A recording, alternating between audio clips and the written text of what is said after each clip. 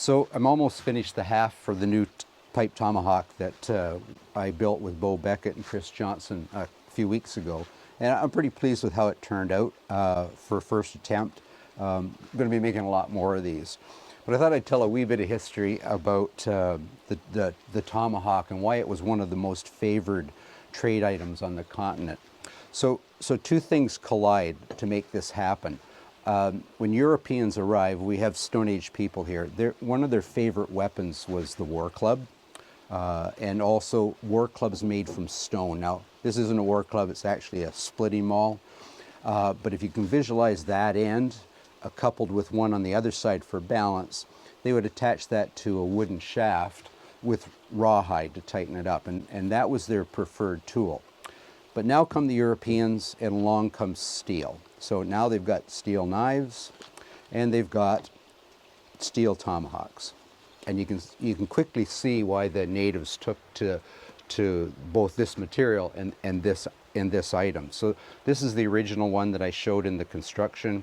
Dates about 1820, and it's a pipe axe. So yeah, as I mentioned, kind of a dichotomy. On one end you've got a weapon, and on the other end you've got a symbol of peace, which was smoked, that would seal the deal, if you would, in a trading agreement or a treaty. So a few different things I want to point out. This one's an original one, loaned to me by a friend, and you'll notice that the top's flat. It doesn't have the curve that, say, a modern throwing tomahawk has. So I don't know if any of you have ever tried to actually use a tool like that as a cutting tool, but they're very ineffective. If we look at modern axes, and this is modern in some respects, but double-bitted axe didn't come in until well into the 1800s. But you can see the dramatic curve to the cutting faces of this tool, and they cut. They're as good as a good saw in terms of how they can remove wood. This guy wasn't meant as a tool. This was simply meant as a weapon. The part I find fascinating about this tool is I'm pretty confident that this haft is the original one. And I'm going to try to replicate this, because when you hold that in your hand, the person who decided that was the grip they wanted, it is an effective thing. Also, the handle's very long, not like a small hatchet head would have that would be a working tool for cutting wood. Just got back from the School of the Long Hunter, and Simeon England gave an excellent presentation on tomahawks and how to carry them and how they were made and used as different tools.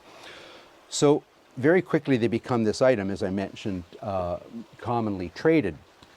And along comes the French and Indian Wars. And this is where they really become a prominent part of weaponry, and not only with natives, but with Europeans. So we have the Delaware, the Shawnee, the Ottawa, the Huron side with the French. And on the English side, we've got the great Iroquois nation that side with the English. So by the time we get into the American Revolution, not only are natives carrying these, but most European patriots are carrying them, most of the patriots for sure. And the Continental Congress put out a mandate that all soldiers will be armed with either a saber or a tomahawk. So it was becoming quite commonplace. In fact, there was a Colonel Thomas Knowlton who formed Knowlton's Rangers, and one of the famous characters in his, I should point out that they were all armed with these guys, but one of the famous fellows in his ranger company was a guy named Hale, and he's famous for his quote as saying, "I regret I only have one life to give for my country." So if we fast forward to the 1800s, and we've got Lewis and Clark and the Corps of Discovery heading across the continent into uncharted territory. And they knew that the tomahawk would be a real prize bargaining tool. They needed food, they needed horses, they needed to be assured safe passage through different nations' territories as they crossed the continent. Then we get to the American Civil War, and after that, the West is opening up. But by this time, this tool is now ingrained in Western native culture. And the soldiers soon learned to fear this in the hands of a native. It's a very lethal weapon, being light in the head, a very long handle.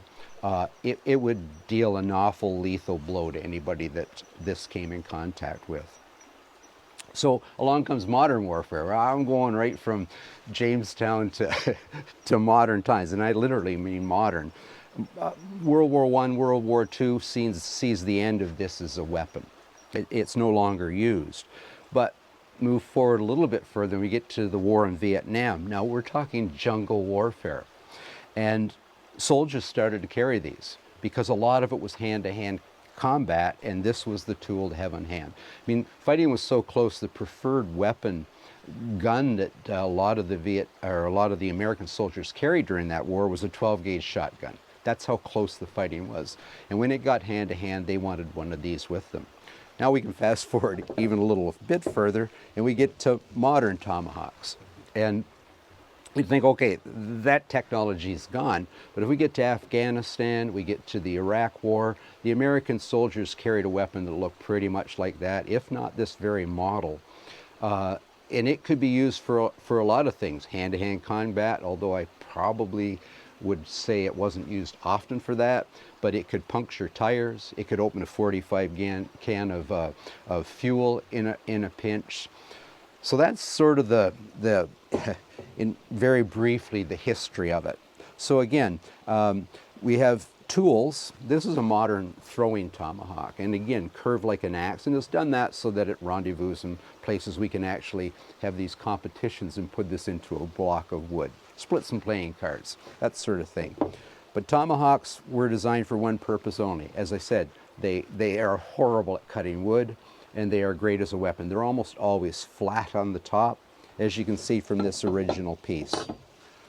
And I do thank Mark Stubbs for loaning that to me. I'm definitely going to replicate that haft, and I'm going to get back at finishing my pipe tomahawks because I'm pretty excited about this being my first.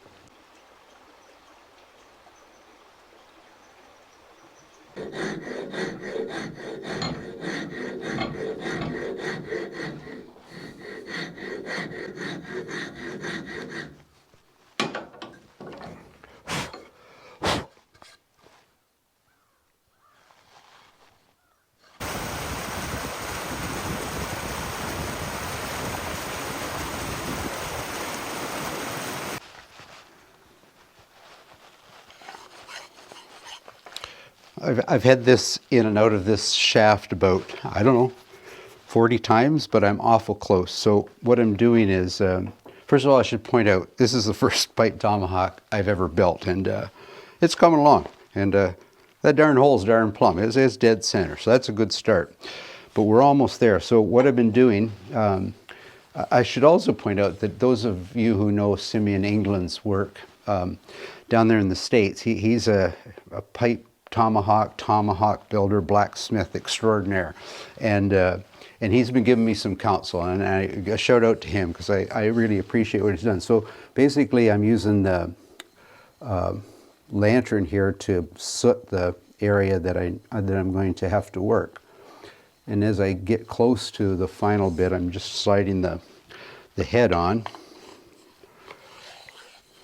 and then I see where it's going to blacken, scrape the blacking, and where it doesn't. And where it's scraping, I got to take a little bit more off. So we're awful close. So I've got to back to the bench, finish that off, and the next step will be to use some of my brain tan deer hide, and I'm going to wrap a gasket around it, and then I'm going to use a mallet to drive that head on, and it's going to compress that leather. That was historically done, so it creates a seal around the haft and the bowl, or sorry, the eye, if you would, of the pipe tomahawk. And then the last step I do is drill the hole down through the leather, through the wood, till it comes into my main hole that runs entirely through it. And I'm rather pleased with that because that darn thing is straight as a die and it's dead center. So turned out better than expected. Anyway, back to the vise. I'm going to call that finished. I've got a pretty reasonably tight fit on it. It's a bit short here at the top. However, once I put the gasket on, the leather gasket around before I drill the smoke hole. That's going to tighten that up, so I should end up hopefully with about 1/4 of an inch left over. And I've whittled, I took a tip off a deer antler, and I've whittled out the plug that will go in the end. So now we've got a seal here. We're gonna have a seal with the brain tan leather around the haft, which will stop smoke from coming out, you know, the sides around the eye of the head, and should smoke. Just an observation. A lot of people, I was recently at an American event, a historical event, and people go, "You guys Canadians always say A." Well, that is a common thing with a lot of Canadians, but I really, over the years, I tried to stop myself from saying that, but I have this habit of saying "if you would," and I try to catch myself, but it just, for some reason, I never preface it, a sentence with it, but it seems to tag on to the end. Anyway, I'm working on it. So now it's off to finishing I'm going to get this stained up before I do the wrap, and then drill the hole, and yeah, we're almost there.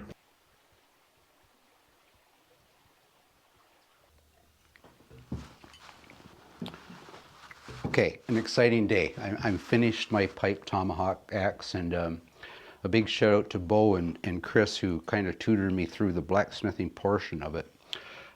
What I've attempted to do is to make it as authentic as possible. So sandpaper wasn't about in the years that this was made, or would have been made. So I've used scrapers, and I've left those scrape lines in it. Beautiful, beautiful piece of wood in it. It turned out better than I expected.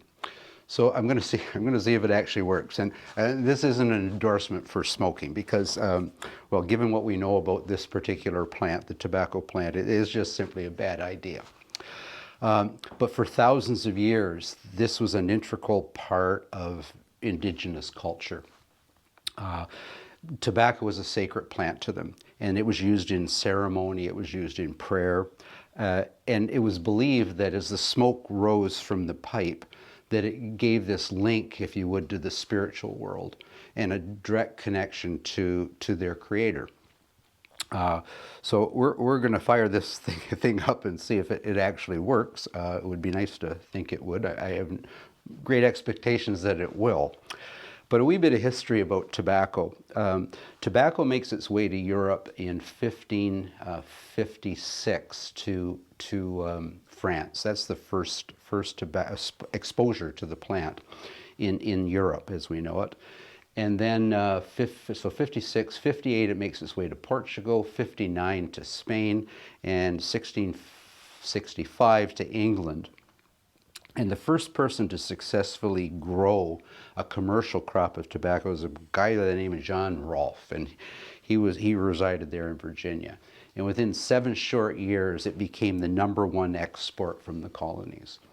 So what I find fascinating about the spread of tobacco around the world, I think it's approximately 80 years, it was pretty much a used product around the world. There were very few countries that had not been exposed to it and sadly addicted to it. So yeah, I'm gonna get a little tobacco in this thing and see if the darn thing works.